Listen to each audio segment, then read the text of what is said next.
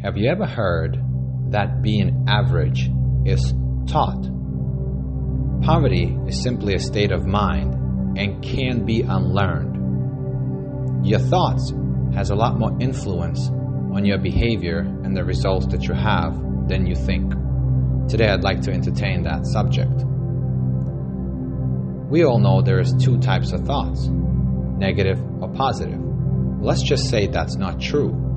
There is a different frequency and different vibration each thought carries. Your thoughts are not just whimsical things out there. They carry weight. They attract or repel things. Unfortunately, most people are unconscious about their process, and they go about life attracting things that they don't want and repelled the results that they do want. Today I'd like to talk about the power of negative thinking and how much effect it has on your life. Now, here's an interesting study in Georgetown and Harvard. Here's what they said.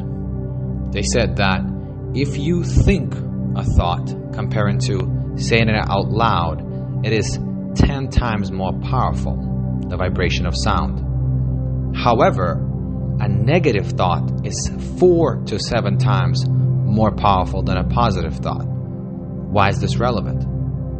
Imagine you thinking a positive thought that you say things like, I'm going to be successful. I'm the leader all the leaders are looking for.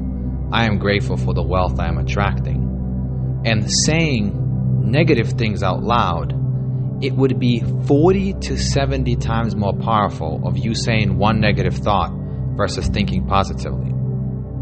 And so I'd like to bring the attention to the negativity today.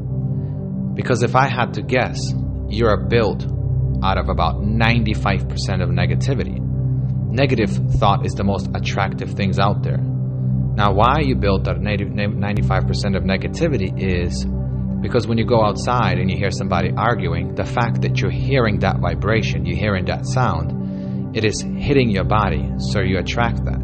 The fact that you're watching television, social media, there's constantly negativity being bombarded at your body, and we pick that up. We're made 70% out of water, and if you play a sound to a water and then you freeze it, you'll see the particles, they vibrate, and they're going to crystallize into the perfect particle, or they're going to be distorted depending on the sound you're playing. Whether you listen to classic music, hip-hop, or rock, it does matter.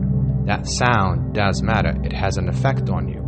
So we have to be very careful and understanding that I'm not sure if the positive thing is working or not, but I definitely know for sure that negative does attract negative. We heard this a long time ago. Misery loves company. Well, misery is a vibration. It is a sound. It is negative energy.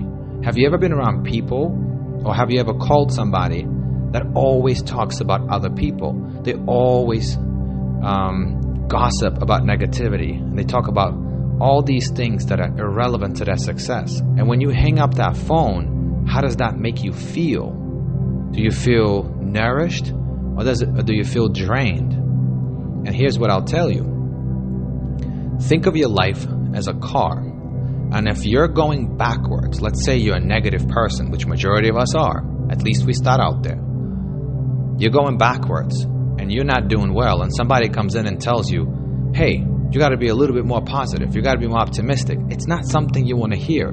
It's not something that is applicable. You'd feel like you're lying to yourself. And so before you take that car and put it into a positive, right, and go forward, I would like for you to bring it into the neutral, because that negativity is getting you results that you're not looking for. So before we start thinking positive, I think that there's an ancestor to that behavior, and as we need to get that car into the neutral, there has to be that middle ground, that point where you realize who you truly are, that building stage, that foundation.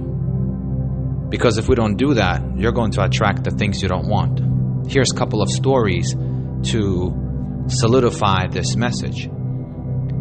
There was a gentleman by the name of Bill Buckner. He was an 8-time Gold Glove winner, played professional baseball for the Red Sox. And in 1986, Red Sox went to play in a World Series against the Mets. And 12 days prior to that, from Game 7, he interviewed by the journalist and asked about, what's going to happen, his thoughts on it. And he said, yes, the goal is to win, but the worst thing that could possibly happen is me missing a foul ball, and that happened to be a game winner. And everybody knows in 1986, Bill Buckner missed a ground ball that went through his legs that could have been the first World Series for the Red Sox since the early 1900s. There is a story of Pistol Pete Maravich. He's an NBA player, and right before he gets drafted to an NBA, he gets interviewed at 26 years old, and he says, what do you want your career to look like in basketball? And he said, I don't really want to play NBA for 10 years and then die at 40 years old from the heart attack. Well, guess what? Pistol Pete Maravich plays for 10-year NBA and dies at the heart attack at 20 years old. I'm not saying that he did that to himself, but what he did was he planted a negative seed in his subconscious mind, and then he nourished it by speaking that negativity out loud. He spoke that into existence that attracted the situation and events that made his life end in a way that is not desired. There is a story in 1973 of a man gets called in to repair an icebox in a cargo train, and somehow by mistake he locks himself in that container in that train while fixing it. He panics and he starts hitting the door just to see if anybody outside, but nobody was there, and he starts to panic. He's short of breath, and he picks up a pen that he finds there, and he starts writing on the wall, and he says things like, I'm over here, I'm getting cold, nobody could hear me. And at some point he writes, I'm going to sit down, I think I'm going to go to sleep, I'm falling asleep, I'm cold. And then he writes, this might be my last word. Well, when they opened the container in the morning, they found that man died. But what's the most interesting part?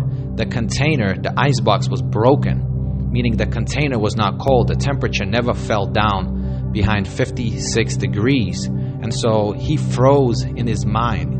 He killed himself with his own thoughts. And so because your mind does, it observes and reports, and we create these self-fulfilling prophecies. We speak into that negativity to existence. And essentially, where a mind is so powerful that we can kill ourselves with those thoughts. There is a story in the South Korean war where U.S. soldiers were captured, and there was a very large, thousands of soldiers were captured, and POW camp, and the army that captured them, they starved the positivity out of the camp. They put in fake news and fake articles that United States was getting bombed, and they were creating this negative environment. And those soldiers were mentally weak, and some gave up, and 1/3 of the soldiers died inside of that camp because they were planting these negative beliefs in their own system and then literally dying from a broken heart. So what I'm saying to you, negativity is very powerful. It is the most attractive thought out there, and we all have it.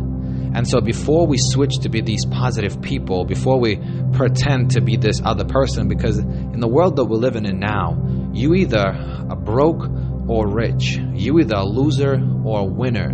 And I think that there's a gray area. I think there's an area in between that's not being talked about. We call it the process. We call it that part where you change and you change and you change and you change and you change and you change, and you get to that point, and it's that moment where you transform. It's that transition point that nobody ever talks about. And we find that a lot of times people start in relationships, or they start in a business, or whatever the ventures that you're going, whatever the result that you're looking to get. And everybody want to be an overnight success, and when they go for 2-3 weeks and they realize they're not that positive person, they're not that type of winner, they're not that type of successful person that they see on a pedestal, that they think that person got there overnight. They think that they started like that. They don't see this middle process of realizing, yes, I am negative. Yes, I had those thoughts. And I could tell because in my life, It was very hard. My first 2.5 years in the business, it was the hardest thing I've ever done. I had to deal with all these demons, and I realized I cannot remove them. I can only elevate past them. I can figure out what they've been feeding on and negotiate that path and negotiate that says, well, okay, today I'm going to start different. And I committed to that decision. And I think that middle point is when you take that car that's rolling down a hill and we switch it into the neutral. And you see, when you switch it into the neutral, you'll have an opportunity to make a decision. You can always go back. See, for me, I already know what losing feels like. But I was really passionate about knowing what winning feels like. And so I decided to build upon where most people gave up. And I knew that within myself, because once I felt that feeling that I was going to quit, that I wasn't worth it, that I wasn't good enough, I said, I know exactly why everybody quits. I know exactly why everybody stops.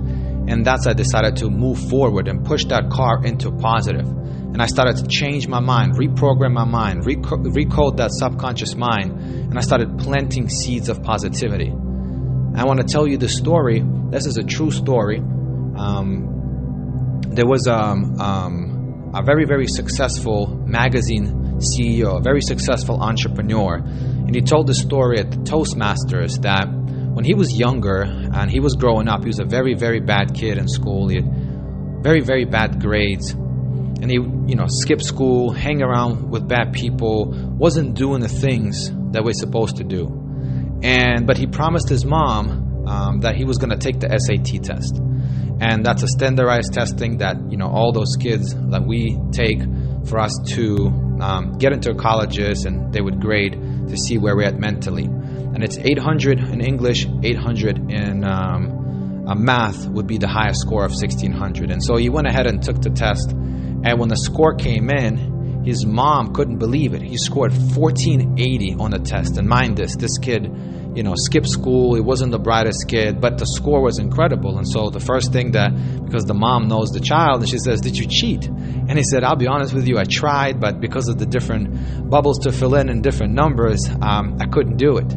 And so, at Oz, maybe she realized he was a smart kid. And so as he got that test, he realized, well, maybe he has some potential. And so he made a decision to go ahead and start going to school and finish up. And then all the teachers said, well, maybe we made a mistake. Maybe we missed something. Maybe this kid is smart. And so they started to treat him differently. And he stopped hanging out with the bad kids. And what he did was he graduated from high school, and he could only get into community college, but he went to a community college, and then he ended up transferring to Wichita State, and then he transferred to Princeton, and he graduated on top of his class, and he became one of the most successful magazine CEOs and entrepreneurs, multi-millionaire in the United States. And the story is great because you think it's there, but you think it ends there. But 13 years later, him and his wife receives a letter from Princeton, New Jersey. This is where the headquarters for SATs are. And the letter says that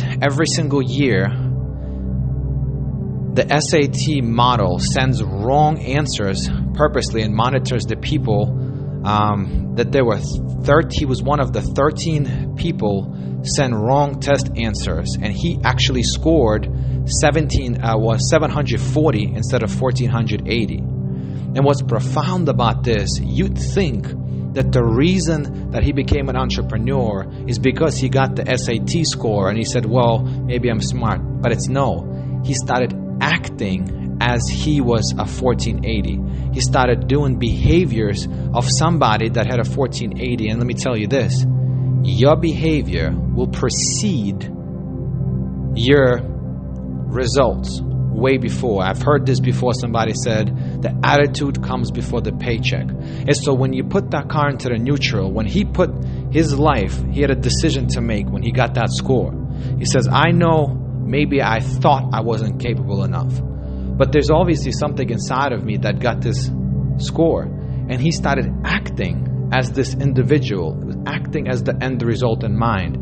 He started emitting behavior of somebody that was successful, that somebody that could get that score. And because of his behavior, his skills, his mindset, his grades, and essentially his bank account caught up to that behavior of being a positive person. And so what I say to you, yes, meditating is important. Yes, visualization is important. Yes, doing affirmations and declarations is important. But if you're starting off negative, let's not look at the people as positive as negative. Let's say that if we can get you from the negative standpoint all the way to the neutral, and it's not only for yourself, bring awareness to the people around you and help them understand that it's okay to be negative.